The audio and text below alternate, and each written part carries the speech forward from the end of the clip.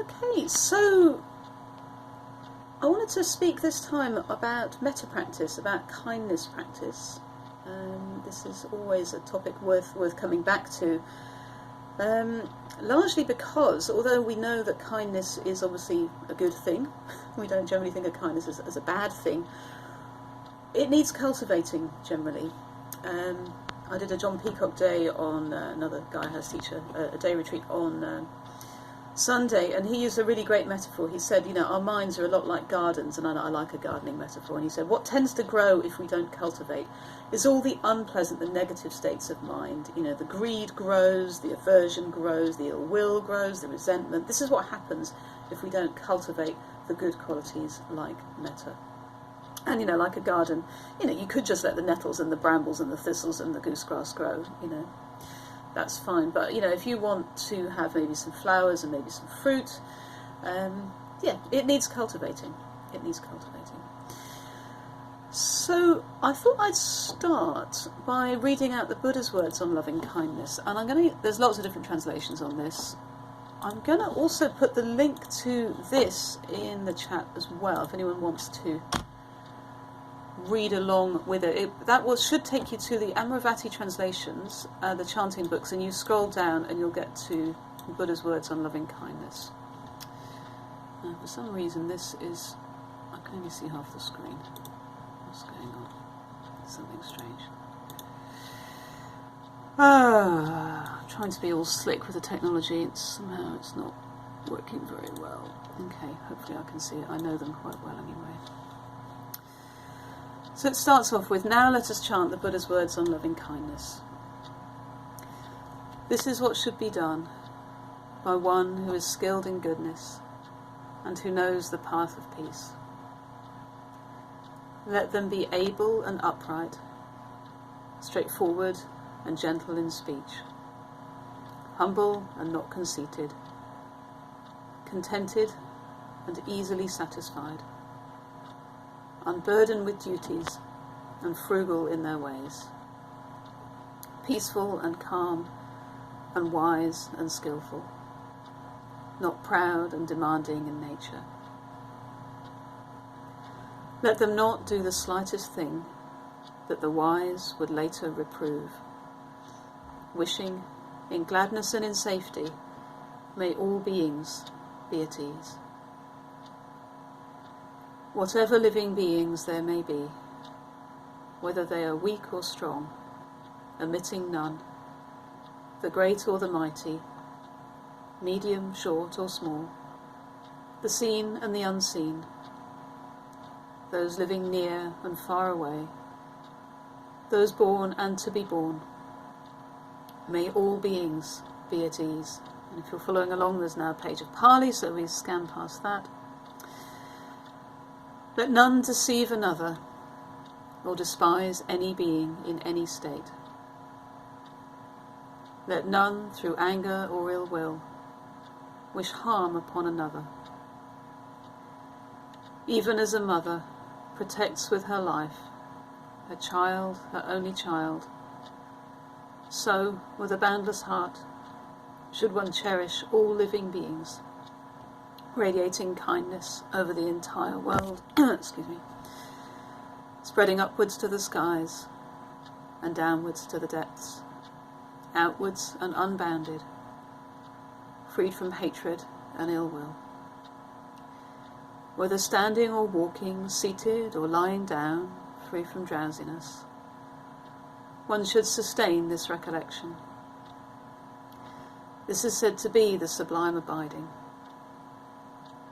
By not holding to fixed views, the pure-hearted one, having clarity of vision and being freed from all sense desires, is not born again into this world. So I really love that.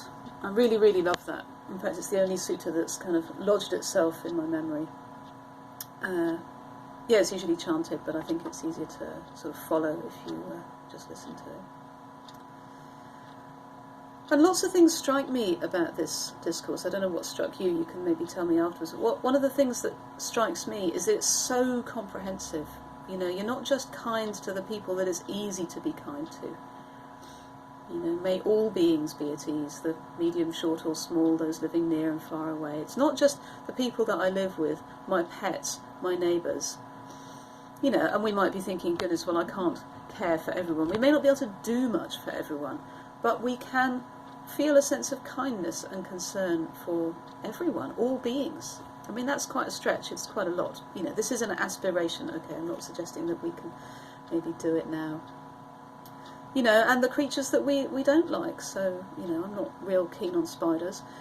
But, you know, that's not their fault, and maybe I can kind of be a bit nicer to them. I've got a very spindly one living in the corner of my office, which I've been doing a kindness practice for it. I'm starting to feel almost fond of it. I wouldn't be scared of it, it's too spindly. So, this word metta, what does it mean? So, the Sanskrit word is maitri, the Pali word is metta. The usual translation of this is loving kindness, and I have to say this is not a translation I particularly like. And the reason for that is, I don't know about you, but I don't usually use this word, loving kindness, outside Buddhist circles. It makes it sound like something sort of weird or different or special, or, you know, it's just not a normal phrase, is it? So the translation that I prefer is something that for me feels a lot more accessible: friendliness, goodwill, best wishes. You know, this is the kind of stuff, this is our normal kind of language, isn't it? You know, we might cultivate goodwill or friendliness, I feel friendly. Or, you know, we might sign off our emails to people we actually like, best wishes. You know, it's a normal sign-off now, isn't it? Not yours sincerely, unless it's a very formal one. So this, to me, feels so much more accessible. And just to say as well, something people often say to me when I teach a metta practice is, oh, I didn't feel anything, oh, I can't do this. You don't need to feel anything. Okay, sometimes, you know, we get this sort of warm, fluffy glow of love, and that's all really lovely. Other times, like, really not. In fact, sometimes we can feel quite adverse things in the mindful self-compassion world, where I also teach. They call it backdraft, as in this sort of opposite, adverse reactions which can come up. This doesn't mean you're doing anything wrong. In fact, it's quite a common thing. I've checked this with quite a few senior teachers. Sharon Salzberg is a very well-known Western Dharma teacher, and this is her speciality, actually, is the heart practices, Brahma Vihara practices. And I went to a day retreat with her in London a few years ago.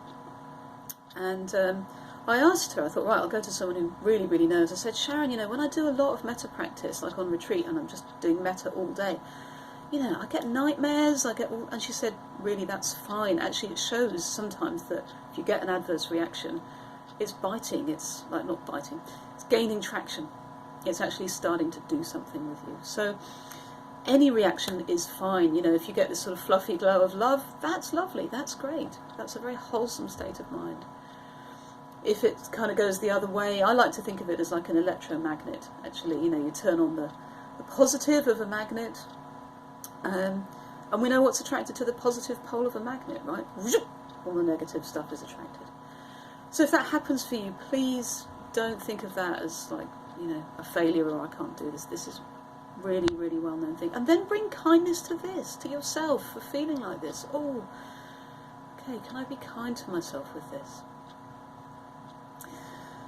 So, just to backtrack to what is metta. So, yeah, I like to think of it as goodwill, friendliness. Maybe it's just smiling at the milkman, you know, it doesn't have to be a big thing.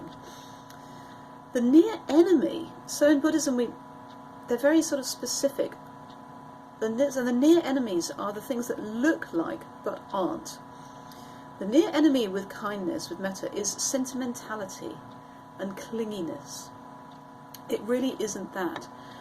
Because we know that kindness sometimes means setting a boundary. Kindness might mean saying no to a child who wants another ice cream or whatever.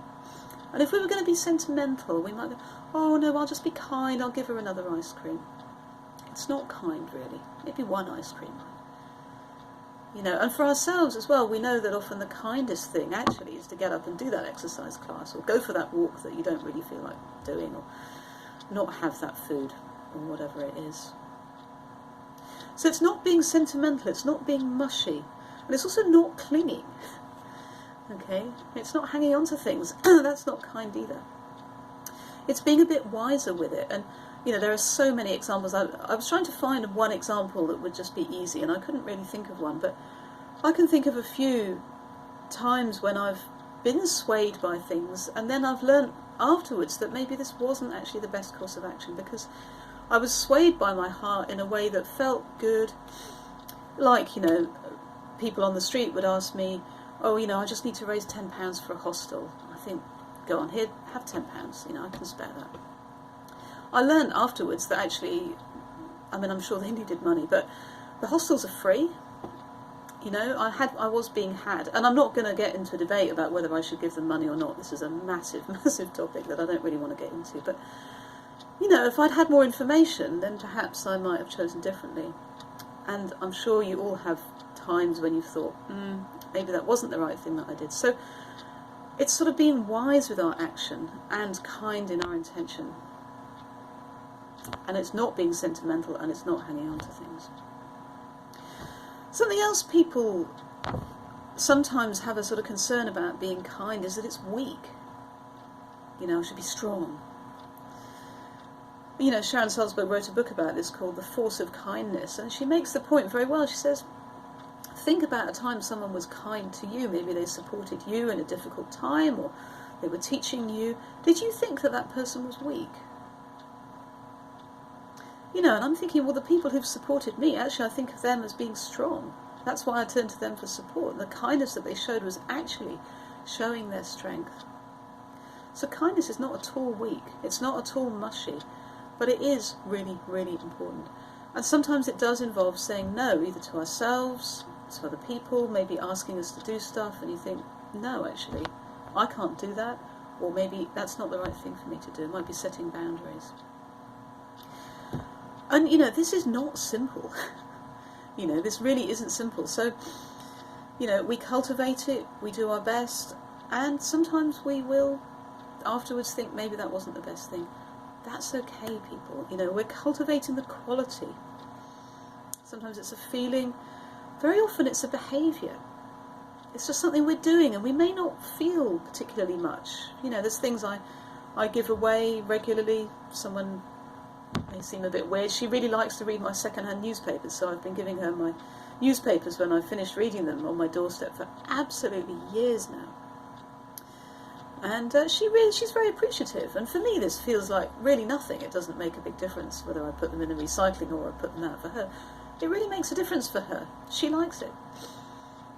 You know, I don't have to feel a big thing as I put the newspapers out for Rachel.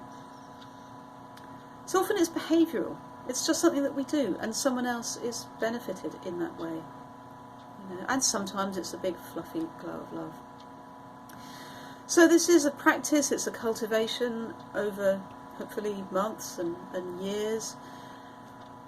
But the guiding principle, I think, is, you know, helping someone. You know, what is the kindest thing here? How can I maybe help here? We might all have different ways of doing that. And this is why I like to return to the Metta Sutta, which I do read quite, the Sutta, the discourse, the talk that I read at the beginning. I read this quite regularly, just to come back to it. May all beings be at ease. Let none deceive another or despise any being in any state. You know, this goes very deep. Any being in any state. And it's interesting that the Buddha is not laying out courses of action. He's not saying, do this, do this, do this, do this. The other thing that he's not laying out is exactly how you're going to practice this. So, quite a long time later, the Path of Purification, the Visuddhimagga, was written. And this is where the phrases that some of you will be familiar with first originated. So there's phrases like, may I be safe and free from harm, may I be well, may I be happy.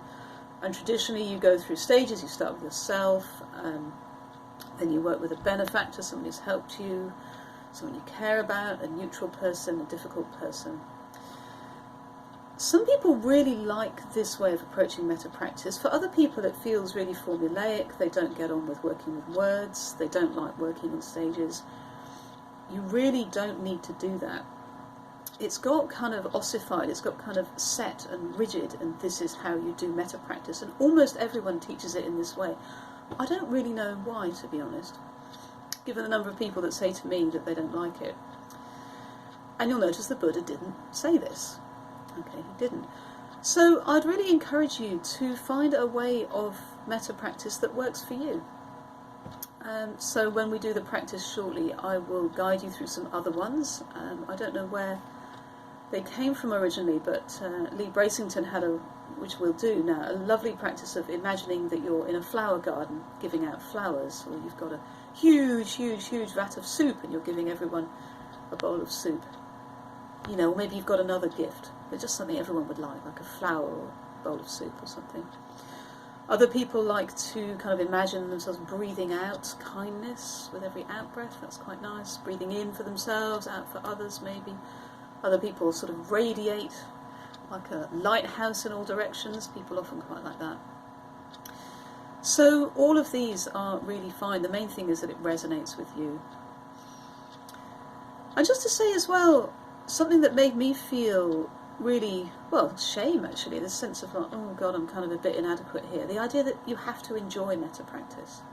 Some people really like it. It took me a long time to really engage with metta practice. It was about 15 years actually before I really got stuck into metta practice. It felt difficult for me. Like I said, I got all these adverse reactions. It didn't feel natural, maybe because I was just using the phrases. So one, try to find a way that works for you, and two, please don't judge yourself if you don't particularly get on with this practice. It's not any sort of reflection on who you are. It doesn't mean you're not kind. Maybe this just isn't the right practice for you at the moment. And for some people, and this was very interesting when I learned this, for some people kindness and care has got sort of mixed up with feeling very anxious. So maybe there were times in their past, I mean, I hazard a guess, this is true to some extent for almost everyone, when there has been love that has then also got turned into something else, maybe a relationship that went very bad, maybe childhood experiences where it was a bit mixed, and then so they get kind of bundled up and tied together. And this is one explanation. I'm not a psychotherapist, so I wouldn't like to say, but one explanation maybe why metta practice can feel uncomfortable for you. And if that's the case for you, please just be kind to yourself about that. You know, this whole self-judging thing is really not there in the Dharma. You know, we so easily get into that. Nowhere in the suttas is the Buddha inviting us to be harsh with ourselves. You know, he encourages us to practice diligently, but he doesn't say beat yourself up if it feels difficult. He just says keep practicing. You know, this seems to be a sort of Western overlay that we get very hard on ourselves. So please don't do that. And just one final point. I remember years ago someone said, oh, you're not being very kind there, Jiva, which I thought was a bit unfair, but you know. And I found myself beating myself up, comparing myself to this kind of icon of compassion, Tara, the Tibetan deity, bodhisattva of compassion. And I was getting into an upwards comparison with this non-existent, you know, imaginary deity. And years later I realised that this didn't actually make me any kinder. You know, this in itself was not kind. You know, so again, please just practice, do your best, you know, and have patience and trust that the practices do work. They do work. And don't get into comparing yourself to some sort of myth. Which is there meant to be an inspiration. It certainly is not meant to be a source of putting yourself down. I'm sure Tara would never want that. Okay, so that's all I wanted to say. What we're going to do for practice is some metta practice, obviously. So I'm just going to stop this recording and start another.